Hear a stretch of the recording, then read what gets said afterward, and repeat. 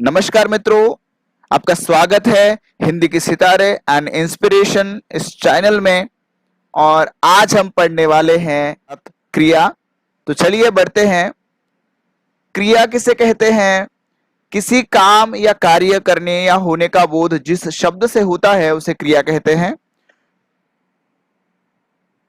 पढ़ता है, खेलता है, जाता है, आना, खेलना आदि। जैसे राजू दौड़ता है, यहां पर दौड़ने की क्रिया है। घोड़ा घास खाता है, अगर इस क्रिया को हटा दे खाता है तो घोड़ा घास, इससे वाक्य की पूर्णता नहीं होगी। बंदर कूद रहे हैं, गौरी पुस्तक पढ़ती है। तो इस प्रकार जो पढ़ती है, कूद रहे हैं, खाता है, दौड़ता है, ये सारी क्रियाएं हैं। इसके बिना वाक्य की पूर्णता नहीं हो सकती, अर्थात क्रिया वाक्य का अविभाज्य घटक है। और अगर क्रिया की विशेषता बताई जाए तो सिर्फ क्रिया से पूर्ण वाक्य का बोध हो सकता है। जैसे चलो खेलें, चलो चलें। इस प्रकार से सिर्फ क्रिया पूर्ण वाक्य का कार्य कर सकती है, लेकिन बिना क्रिया के वाक्य पूर्ण नहीं हो सकता। तो चलिए आगे बढ़ते हैं, इस क्रिया को और विस्तार से जानते हैं। क्रिया का जो मुख्य रूप है, मूल रूप, उसकी चर्चा करते हैं, अर्थात धातु। क्रिया के मूल रूप को धातु कहते हैं। किसी क्रिया के विभिन्न रूपों में जो अंश समान रूप से मिलता है उसे क्रिया की धातु कहते हैं। जैसे करना का कर, गया, जा, आना से आ, खाया से खा आदि जो अंश बाकी क्रिया के रूपों में पाया जाए उसे धातु कहते हैं। धातु के 5 भेद होते हैं। सामान्य धातु, जिसे मूल धातु भी कहते हैं, व्युत्पन्न धातु, नाम धातु, सम्मिश्र धातु और अनुकरणात्मक धातु। इसकी विस्तार से चर्चा कर लेते हैं। सामान्य धातु जैसे खाना, पीना, सोना, पढ़ना आदि सामान्य जो मूल रूप है उसे सामान्य धातु कहते हैं। व्युत्पन्न धातु जो किसी धातु से उत्पन्न हुआ हो, जैसे करना से करवाना, पढ़ना से पढ़वाना, मारना से मरवाना आदि। अगला है नाम धातु। नाम अर्थात संज्ञा, सर्वनाम, विशेषण आदि का धातु के रूप में प्रयोग करना। जैसे लाज से लजाना, हाथ से हथियाना, रंग से रंगाना। सम्मिश्र धातु, जैसे सम्मिश्र का अर्थ होता है मिश्रित, 2 या 2 से अधिक धातुओं से मिलकर के सम्मिश्र धातु बनता है। जैसे कार्य करना, नजर आना, धक्का खाना, उधार देना आदि। उसके बाद है अनुकरणात्मक धातु। अनुकरणात्मक में किसी शब्द की पुनरावृत्ति होती है, जैसे खटखटाना, हिनहिनाना, चहचहाना आदि। और जो कर्म के आधार पर क्रिया के भेद किए हैं उससे समझते हैं।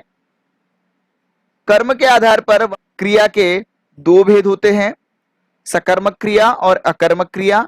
सकर्मक क्रिया के एक कर्मक क्रिया और द्विकर्मक क्रिया, इस प्रकार से 2 भेद हैं। तो सबसे पहले हम अकर्मक क्रिया को समझते हैं।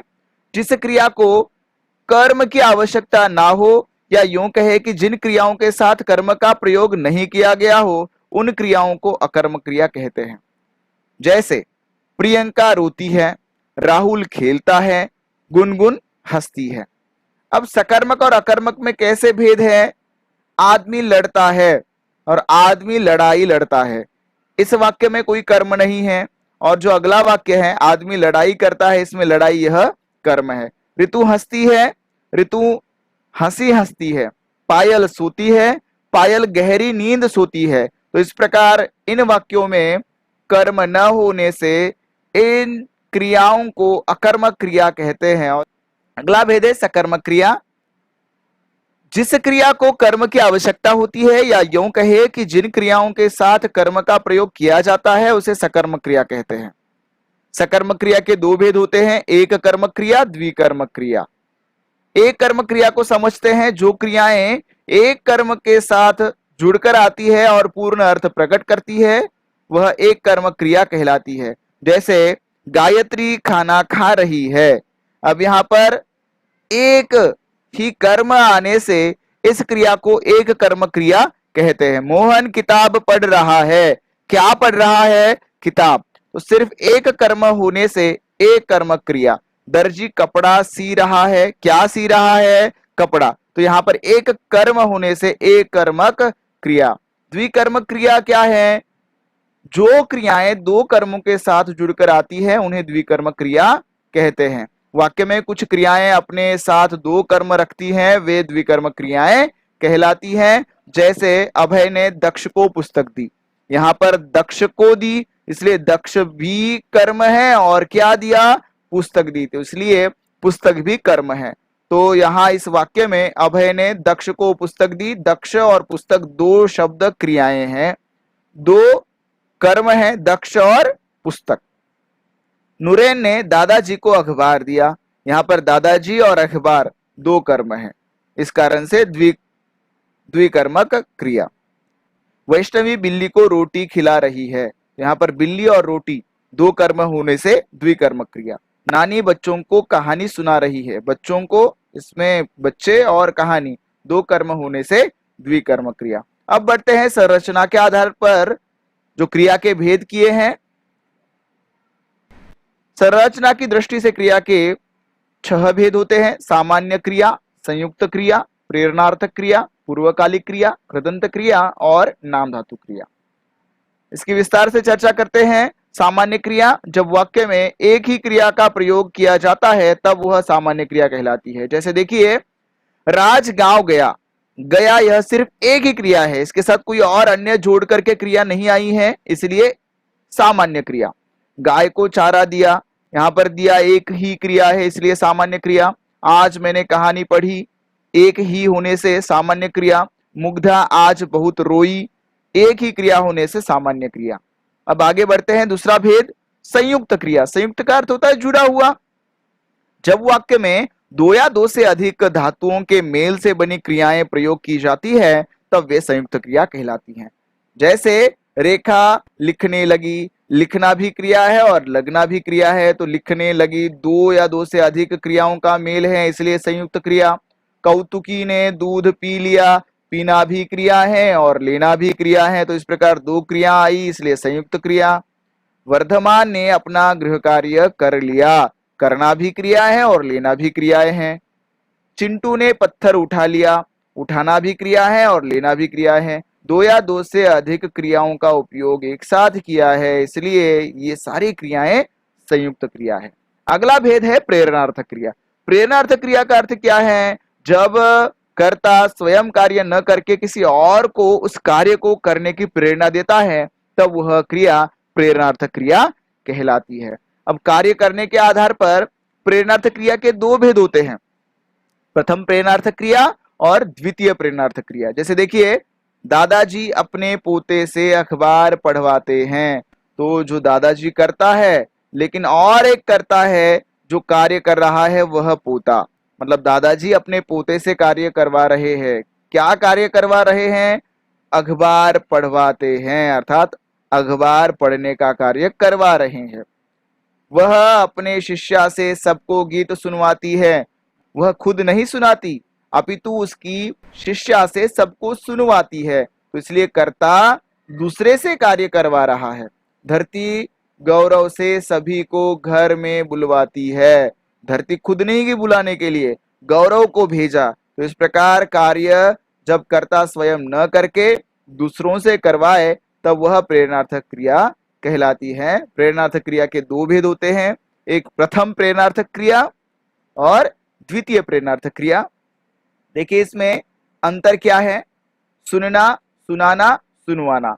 जब कर्ता सामने वाले से कार्य करवाए तब वह प्रथम प्रेरणार्थक क्रिया। जब किसी तीसरे व्यक्ति से कार्य करने की प्रेरणा उसे दी जाए, तीसरे व्यक्ति से जब कार्य करवाया जाए तब वहां पर द्वितीय प्रेरणार्थक क्रिया। बोलना, बुलाना, बुलवाना, पढ़ना, पढ़ाना, पढ़वाना, लिखना, लिखाना, लिखवाना, इस प्रकार प्रथम और द्वितीय प्रेरणार्थक क्रिया। रागिनी सबको भजन सुनाती है, रागिनी अपनी सहेलियों से सबको भजन सुनवाती है।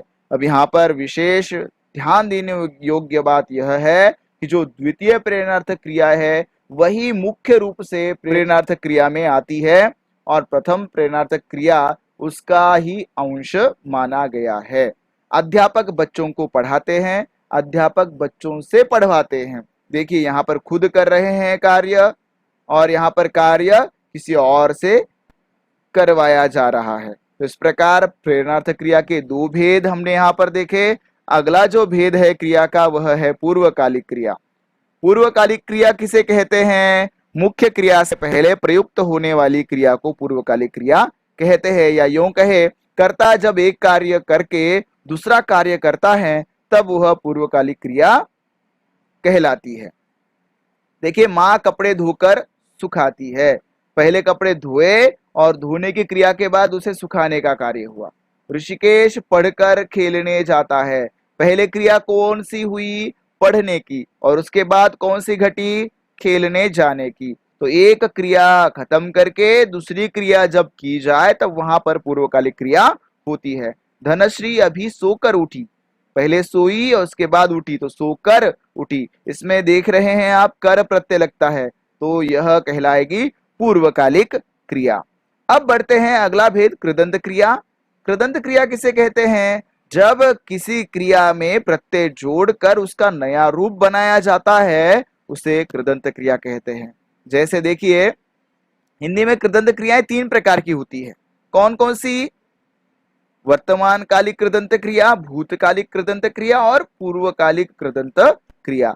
पढ़कर, देखकर, जा जमा कर, जाकर।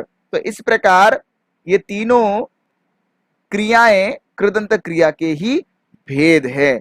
आगे बढ़ते हैं, अंतिम भेद नाम धातु क्रिया।